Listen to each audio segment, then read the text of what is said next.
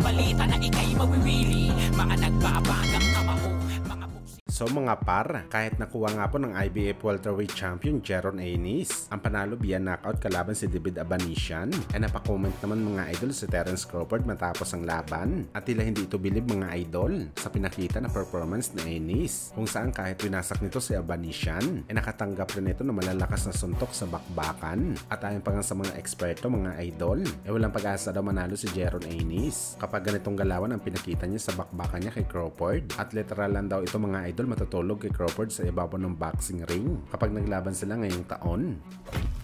Samantala matapos nga po mga idol ang hindi impresibong panalo ni Shakur Stevenson kalaban si Artem Harutyunyan, marami po mga idol ang mga kilalang personalidad sa boxing sports ang kinantsawan si Stevenson na kahit class B fighter na lang daw mga idol hindi pa daw kayang talunin ni Shakur via knockout, at dinaan pa daw nito sa scorecards ang kanyang panalo sa bakbakan. Bagamat isa nga po mga idol sa mga kinagalit talaga ni Stevenson ang pang-aasar sa kanya ng dating lightweight champion George Kambosos Jr. Nagpapanggap lang naman kasi mga idol na nakatulog si Kambosos habang hawak-hawak nito ang kanyang cellphone sa live na bakbakan ni Harutyunyan at Stevenson, at may caption ito ni Kambosos mga idol na nakasakay daw siya sa skyrail na 500 meters na ang taas para ma-excite naman, pero hindi daw ito gumana mga idol dahil sa sobrang boring daw ng laban ni Stevenson, at hindi daw natapos ni Kambosos ang kanyang skyrail dahil nga dito kay Stevenson, at gusto nga nito pabayaran kay Bob Arum ang kanyang ginastos sa kanyang adventure na hindi naman naging masaya dahil sa sobrang boring ng laban ni Shakur, at tila napikon talaga mga idol si Stevenson sa mga pang-asar na to ni Kambosos, at nagrebat na lang mga idol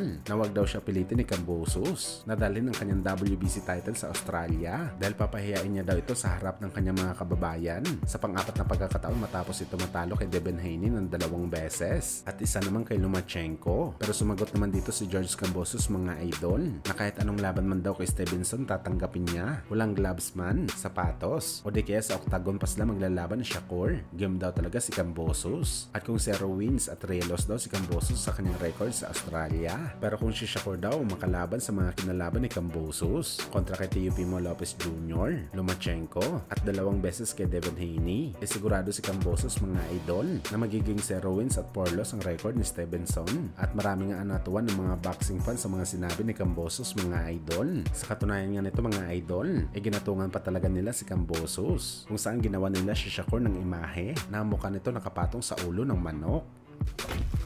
Sa kabilang banda naman mga idol, sikat na vlogger na si Asian Pacboy biglang natakot matapos bisitahin at sinamahan si Manny Pacquiao sa ibabaw ng boxing ring habang nag-iensayo ito sa kanyang exhibition fight, kung saan mga idol nag-aakma pa lang si Pacquiao na suntukin si Asian Pacboy. Tila gusto na nito tumalon sa ibabaw ng boxing ring.